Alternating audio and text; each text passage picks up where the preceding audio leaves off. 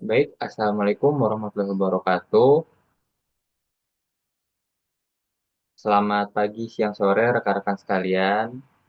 Sebelumnya perkenalkan, saya Rizky Setiawan dari kelompok 5 akan sedikit membayangkan terkait bagaimana dalam sebuah perusahaan itu orang-orang yang terlibat di dalamnya itu bersuara. Itu bagaimana tentang karyawan itu akan menyuarakan pendapatnya, menyuarakan kegelisahannya, menyuarakan terkait hal-hal yang dirasa penting terkait perusahaan. Nah, dalam presentasi kali ini, kami dari kelompok 5 akan sedikit membahas mengenai eh, employee voice tersebut gitu, dengan judul International and Comparative Employee Voice. Sebelumnya, izinkan kami untuk memperkenalkan diri terlebih dahulu. Izinkan saya memperkenalkan diri. Saya Arif Setiawan dengan NPM akhir 125 bersama rekan-rekan saya. Saya Zara Aulia Putri dengan NPM akhir 075. Saya Delia Verusesa Mandala dengan NPM akhir 078. Saya Nada Odilia Putri dengan NPM akhir 031. Oke, baik. Sebelum kita masuk ke arah materi, izinkan saya untuk memperkenalkan terlebih dulu terkait pembahasan yang akan kita bahas dalam sesi presentasi kali ini. Baik, dalam pembahasan kali ini kita akan membahas pertama itu menjelaskan mengenai konsep employee voice tersendiri. Kemudian juga kita akan membedakan antara employee participation juga dengan employee involvement, dan kemudian kita akan menganalisa sistem employee voice yang telah diterapkan di Uni Eropa. Setelah itu kita juga akan membandingkan gitu antara sistem tersebut yang telah diterapkan di Uni Eropa dengan sistem-sistem yang telah diterapkan di negara-negara maju lainnya. Setelah kita membandingkan, kita akan mengkaji dampak dari globalisasi dan juga MNC itu sendiri terhadap industri perusahaan yang ada di dunia saat ini. Dan juga melihat bagaimana penerapan studi kasus yang telah terjadi di Jerman dan juga di Cina. Untuk terkait pembahasan materi kita pada malam hari ini itu akan dibawakan oleh rekan saya. Kepada rekan saya dipersilakan. Oke, yang pertama kita akan membahas apa itu employee voice. Jadi, employee voice adalah cara karyawan menyampaikan aspirasi dan berpartisipasi dalam pengambilan keputusan organisasi. Artinya, employee voice itu memberi kesempatan bagi karyawan untuk menyampaikan pendapat, ide, maupun keluhan mereka kepada perusahaan. Dengan adanya employee voice, hubungan antara manajemen dan karyawan jadi lebih terbuka dan komunikasi dalam organisasi pun juga lebih baik. Fokusnya ada pada tiga hal, yaitu yang pertama tingkat pengaruh karyawan, yang kedua mekanisme partisipasi, dan yang ketiga distribusi kekuasaan. Next please. Selanjutnya di sini ada employee participation versus employee involvement. Yang pertama itu tentang employee participation. Ini meliputi berbagi kekuasaan, power centered, biasanya lewat perwakilan serikat atau works council, dan sering diatur hukum. Lalu di sini ada employee involvement, yaitu mengumpulkan ide atau masukan, fokus pada kinerja, kekuasaan tetap di manajemen, dan biasanya inisiatif manajemen. Perbedaannya itu kalau participation lebih menekankan keterlibatan karyawan dalam pengambilan keputusan, sedangkan involvement lebih ke keterlibatan dalam aktivitas kerja dan peningkatan kinerja perusahaan. Next please. Oke. Selanjutnya ada perbedaan employee involvement dan employee participation. Employee involvement berfokus pada peningkatan komitmen dan kinerja karyawan, biasanya membahas hal-hal operasional atau tugas sehari-hari. Inisiatifnya datang dari manajemen dan dilakukan secara langsung atau direct participation, seperti melalui survei atau diskusi tim. Namun, kekuasaan tetap berada di tangan manajemen, sedangkan employee participation berfokus pada pengaruh dan pembagian kekuasaan dalam pengambilan keputusan. Biasanya menyangkut keputusan yang lebih strategis.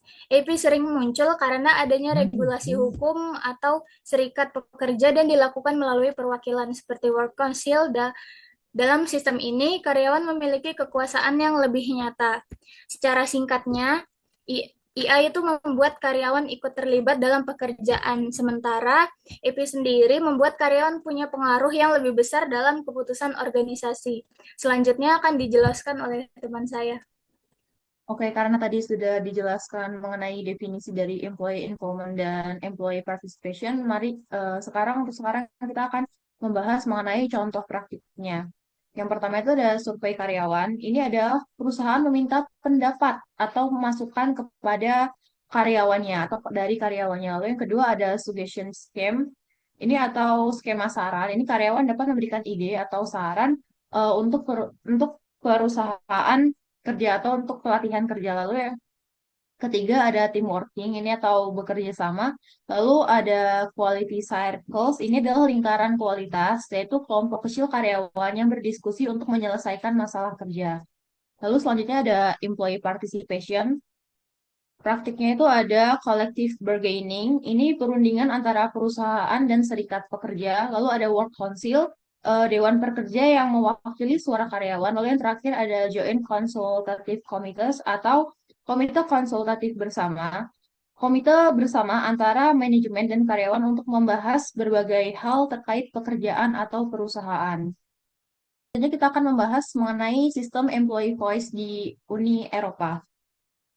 Uni Eropa memiliki regulasi yang kuat untuk melindungi hak karyawan. Beberapa regulasi penting meliputi yang pertama ada Collective Redundancies tahun 1998. Ini membahas tentang mengatur pemutusan hubungan kerja dalam jumlah besar. Perusahaan wajib memberi informasi dan berkonsultasi dengan karyawan sebelum melakukan PHK massal. Lalu yang kedua ada Transfer of Undertakings tahun 2001. Ini mengenai melindungi hak karyawan saat perusahaan merger atau berganti pemilik. Hak seperti gaji dan masa kerja tetap berlaku. Lalu yang ketiga ada Health and Safety tahun 1989. Ini mengatur kewajiban perusahaan menyediakan tempat kerja yang aman dan sehat serta mencegah kelelahan bekerja atau kecelakaan bekerja. Lalu yang keempat ada Information and Consultation tahun 2002. Ini memberikan hak kepada karyawan untuk memperoleh informasi dan diajak berdiskusi sebelum perusahaan mengambil keputusan penting. Lalu yang kelima ada European Work Council tahun 2009. Ini mengatur pembentukan dewan pekerja di perusahaan multinasional agar karyawan dari berbagai negara dapat didengar. Lalu tujuan utama dari regulasi ini adalah memberikan hak informatif dan konsultasi kepada karyawan agar suara mereka tetap diperhatikan dalam perusahaan. Oke, next. Dampak dari regulasi Uni Eropa ini adalah yang pertama ini termasuk dampak positifnya karena adanya standar minimum partisipasi karyawan dan karyawan memiliki hak untuk berkonsultasi dengan perusahaan. Namun regulasi ini juga memiliki tantangan, yaitu yang pertama ada penerapan aturan yang berbeda di setiap negara, lalu implementasinya juga tidak selalu sama, dan yang terakhir dalam beberapa perusahaan, manajemen masih lebih dominan dibanding suara karyawan. Oke, selanjutnya akan dijelaskan oleh rekan saya. Oke, selanjutnya itu sistem di negara maju. Ada dua sistem utama, yaitu voluntary system dan mandatory system. Yang pertama adalah voluntary system, yang diterapkan di negara seperti Inggris, Amerika Serikat, dan Australia. Dalam sistem ini, partisipasi pekerja tidak diwajibkan secara hukum, sehingga manajemen perusahaan lebih dominan dalam pengambilan keputusan. Selain itu, sistem ini lebih berfokus pada efisiensi perusahaan. Dan yang kedua ada mandatory system. Itu diterapkan di negara seperti Jerman, Austria, dan Belanda. Dalam sistem ini, partisipasi pekerja diwajibkan secara hukum dan lembaga formal yang mewakili karyawan. Karena itu, employee participation atau partisipasi pekerja menjadi lebih kuat. Next slide. Oke, selanjutnya itu model Jerman. Kita pakai model Jerman yaitu mandatory system. Ini dijelaskan ciri utama sistem ini adalah adanya Works Council atau dewan pekerja yang wajib dibentuk di perusahaan. Karyawan juga memiliki hak untuk mendapatkan informasi dan konsultasi dari perusahaan. Selain itu, terdapat sistem co-determination, yaitu keterlibatan pekerja dalam pengambilan keputusan perusahaan. Dalam perusahaan yang memiliki 500 sampai 2.000 karyawan, sekitar sepertiga anggota dewan pengawas berasal dari wakil karyawan. Sedangkan pada perusahaan yang lebih dari 2.000 karyawan, lebih dari 50% anggota dewan pengawas berasal dari wakil pekerja. Karena itu, Jerman dikenal sebagai salah satu model partisipasi pekerja terkuat di Eropa. Next slide. Oke, selanjutnya ada tantangan global. Tantangan globalisasi. Globalisasi membuat persaingan antar perusahaan di dunia semakin menjadi ketat. Karena itu, banyak perusahaan melakukan outsourcing, yaitu memindahkan sebagian pekerjaan ke pihak lain atau ke negara dengan biaya tenaga yang lebih murah. Selain itu, adanya deregulasi dan privatisasi membuat aturan pemerintah terhadap perusahaan menjadi lebih longgar. Akibatnya, sistem mandatori yang memberi perlindungan dan partisipasi kuat kepada pekerja mulai melemah di beberapa negara. Sebaliknya, model manajemen Amerika Serikat yang lebih fleksibel dan berfokus pada efisiensi menjadi semakin dominan. Perusahaan multinasional atau MNC juga semakin berpengaruh karena mereka beroperasi di banyak negara dan mempengaruhi sistem kerja di berbagai tempat. Oke, selanjutnya akan dijelaskan oleh rekan saya. Oke, selanjutnya ada di studi kasus Jerman. Jerman selama ini dikenal dengan sistem Works Council atau Dewan Pekerja yang sangat kuat, namun data menunjukkan adanya tren penurunan cakupan coverage Dewan Pekerjaan ini. Pada tahun 1981, cakupannya mencapai 52%, pada tahun 1994 di 42%, dan di 2008 ada di 42%. Nah, mengapa hal ini bisa terjadi? Ada 3 penyebab utama yang bisa kami identifikasi dari studi kasus Jerman ini. Yang pertama itu adanya perusahaan-perusahaan baru yang muncul dan cenderung berskala kecil, sehingga pembentukan dewan pekerja tidak semasif dulu. Yang kedua, adanya pergeseran struktur ekonomi menuju sektor jasa yang terus bertumbuh. Dan ketiga, adanya tekanan efisiensi global yang menuntut perusahaan lebih fleksibel. Menariknya, meskipun banyak perusahaan multinasional MNC mencoba menghindari pembentukan Works Council ini, lembaga ini terbukti tetap krusial saat terjadi krisis berdasarkan studi Mittelneck pada tahun 2005. Work Council tetap memegang peranan kuat, terutama dalam menegosiasikan kompensasi bagi pekerja. Oke, next. Next ada negara berkembang dan industrializing.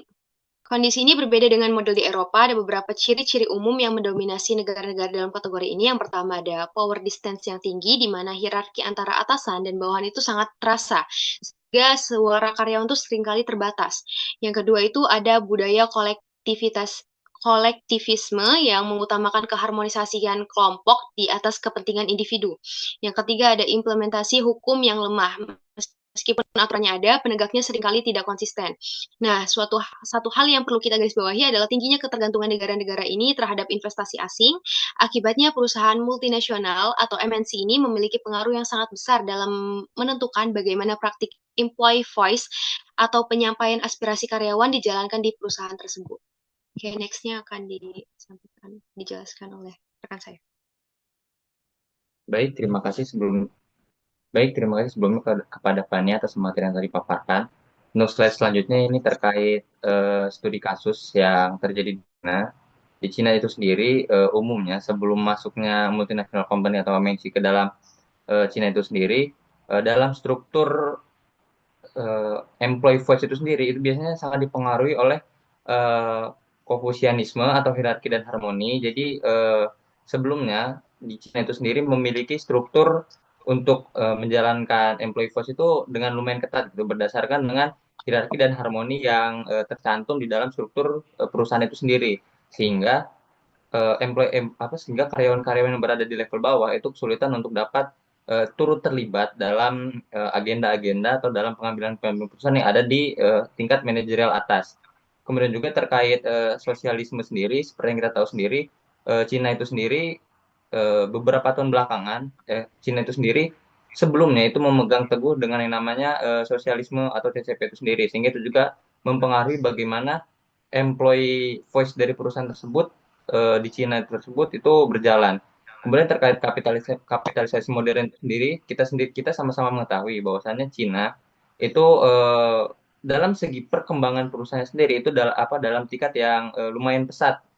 Jika kita bandingkan 20-30 tahun ke belakang, Cina sendiri itu tidak masuk top dari perusahaan, tapi dalam indeks ekonominya sekarang, Cina itu memegang sebagai kunci utama lah dalam perekonomian dan utama dalam perusahaan. Sehingga di Cina itu sendiri dari segi struktur perusahaannya itu sendiri hierarkinya kuat. Sehingga untuk partisipasi dari employee yang berada di level bawah itu seringkali dianggap hanya sebagai formalitas formalitas belaka.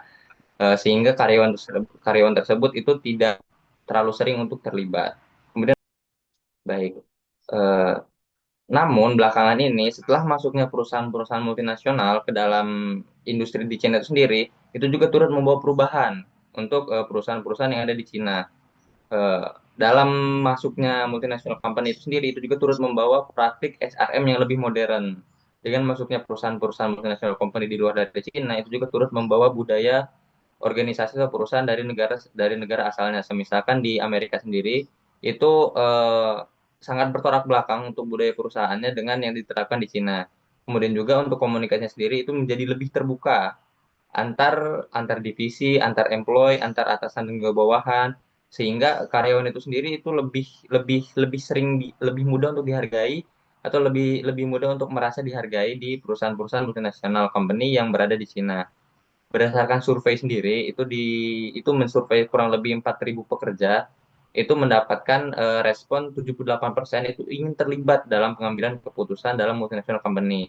Namun beberapa multinational company sendiri itu kerap kali menerapkan SRM yang lumayan ketat gitu dan fokus pada profit tinggi, sehingga orientasinya itu orientasi pada keuntungan.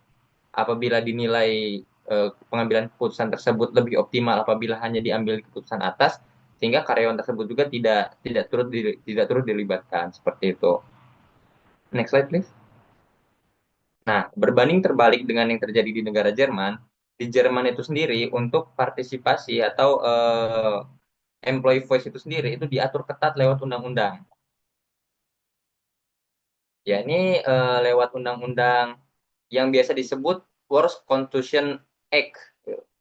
Dalam undang-undang ini sendiri itu memberikan hak kepada para pekerja itu untuk membentuk work council di perusahaan dengan minimal 5 karyawan, sehingga dalam sebuah perusahaan tersebut dalam level internalnya itu ada yang namanya work council, sehingga untuk pengambilan keputusan dan lain halnya itu turut melibatkan karyawan-karyawan atau employee-employee yang berada di level tingkatan di bawah, tingkatan menengah ke bawah seperti itu.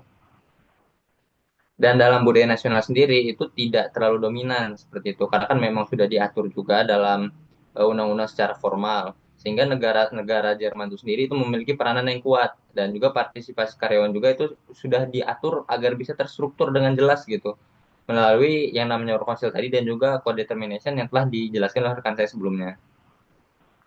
Namun dalam perusahaan multinasional company sendiri ketika mereka masuk ke dalam negara Jerman itu sendiri itu kerap kali menganggap hal tersebut ini merupakan sebuah kendala juga seperti itu. Dalam sebuah laporan yang dipublikasi oleh LNH Global itu disebutkan bahwasannya disebutkan bahwasannya MNC ini sendiri ketika masuk ke Jerman tidak semata-mata melihat hal tersebut itu hanya karena mereka anti pekerja, tapi disebutkan juga ada beberapa alasan yang dianggap kurang oke gitu untuk multinational company. Pertama itu terkait pembatasan juga terkait fleksibilitas manajemen di di negara-negara sebelumnya, utamanya di Amerika. Manajemen itu punya ketentuan yang lumayan ketat gitu. Jadi mereka punya kendali yang dominan dalam sebuah perusahaan itu untuk menentukan arah gerak perusahaan. Tapi dengan adanya work council dan co-determination ini tadi, beberapa kebijakan itu dinilai terlalu ribet, harus harus harus melewati work council dulu, harus juga konfirmasi dulu ke perwakilan pekerja yang ada di perusahaan melalui work council seperti itu. Selain itu juga memperlambat pengambilan keputusan gitu. Semisalkan multinational company tersebut sudah memiliki strategi yang telah dirundingkan sebelumnya, namun ternyata tidak sesuai dengan keinginan work council, itu akan menjadi konflik tersendiri. Kemudian juga selain itu juga dalam perusahaan multinational company utamanya yang money oriented atau orientasinya lebih kepada keuntungan, itu akan meningkatkan biaya juga. Yang tadinya harusnya sudah cukup untuk di level direksi saja, level manajemen ke atas saja yang untuk ngambil keputusannya. Dengan adanya kebijakan ini, justru hal tersebut akan membuat adanya biaya-biaya yang dianggap tidak perlu seperti itu. Sementara itu sendiri, sedangkan di Cina, itu sistemnya itu sendiri bersifat campuran dan sangat dipengaruhi oleh budaya, terutama Konfusianisme yang menekankan hierarki dan harmoni. Negara itu sendiri memiliki peran yang sangat kuat melalui pengaruh partai dan sistem politik. Sedangkan partisipasi karyawan itu bervariasi tergantung jenis perusahaannya, sehingga di beberapa kasus sendiri perusahaan multinasional justru menjadi agen perubahan dengan membawa praktik SRM yang lebih modern di negara Cina seperti itu. Jadi untuk di Jerman sendiri memang lebih kaku dia karena diatur oleh undang-undang, sedangkan di Cina sendiri karena sudah masuknya multinational company dan sudah mulai bisa menerima perbedaan dan budaya tersebut, sehingga dibawa juga HRM atau pengelolaan sumber daya manusia itu yang lebih modern lagi. Next slide please. Oke baik, sudah tiba kita di kesimpulan umum. Di kesimpulan umum ini sendiri dapat kita simpulkan bahwasanya employee voice itu sendiri di tiap negara itu bisa sangat berbeda. Kita ambil contoh di Cina dan di Jerman itu lumayan bertolak belakang gitu, dengan Cina yang ternyata lebih fleksibel untuk employee voice-nya, sedangkan di Jerman sendiri lebih kaku gitu untuk employee voice-nya. Sehingga itu sendiri menyebabkan menyebabkan beberapa perbedaan tersendiri gitu, perbedaan perspektif dan juga perbedaan keuntungan dan juga kekurangan dari tiap sistem yang diterapkan gitu. EP sendiri itu lebih kuat daripada EL karena berbagi kekuasaan. Jadi dia tidak hanya employee employee placement sendiri tidak hanya untuk menyuarakan saja, tapi juga dia berbagi kekuasaan sehingga di dalam sistemnya sendiri untuk karyawan itu sendiri punya porsinya untuk turut mengambil keputusan. Dan secara globalisasi itu sendiri juga itu turut melemahkanlah sistem mandatori. Dengan adanya globalisasi sendiri, sistem mandatori yang sebelumnya itu kaku, kita ambil contoh di Cina sendiri, itu kan dari yang sebelumnya itu kaku atau dengan sistem mandatori, tapi dengan adanya globalisasi itu membuat mereka jadi lebih terbuka dan lebih fleksibel. Kemudian juga multinational company sendiri itu ternyata dalam ranah employee voice sendiri itu juga bisa menjadi ancaman atau agen perubahan bagi sistem yang sebelumnya sudah diterapkan di negara tersebut. Namun dalam artian bukan dalam artian bukan selalu bad oriented, tapi kan ancaman itu sendiri ancaman terkait sistem yang sebelumnya telah ada, apakah akan diterima dan diperbarui menjadi lebih baik lagi, apakah akan tetap dipertahankan. Kemudian untuk budaya dari tiap negara sendiri itu sangat menentukan gitu, bagaimana negara tersebut dapat menerima globalisasi, bagaimana negara tersebut dapat menerima multinational company di negaranya untuk beroperasi dan juga turut memberdayakan budaya-budaya dari luar agar bisa masuk ke dalam negara mereka masing-masing. Oke, next slide. Oke, baik. Tidak terasa kita sudah sampai di penghujung dari presentasi ini sendiri. Semoga apa yang kami paparkan di sini dapat diterima dengan baik oleh rekan-rekan sekalian, kepada Ibu Dr. Nova Mardiana SEMM dan juga kepada Ibu Liz Andriani HR EMSI. Kami ucapkan terima kasih atas kesempatannya kepada kelompok kami untuk memaparkan materi presentasi kami pada kesempatan kali ini. Akhir kata, saya mewakili rekan-rekan dari kelompok 5 mengucapkan terima kasih yang sebesar-besarnya sekali lagi. Apabila ada salah kata atau apabila ada hal yang menyinggung, kepada kami mohon maaf, kepada Tuhan kami mohon ampun. Kami akhiri, wabillahi taufiq wal hidayah. Wassalamualaikum warahmatullahi wabarakatuh.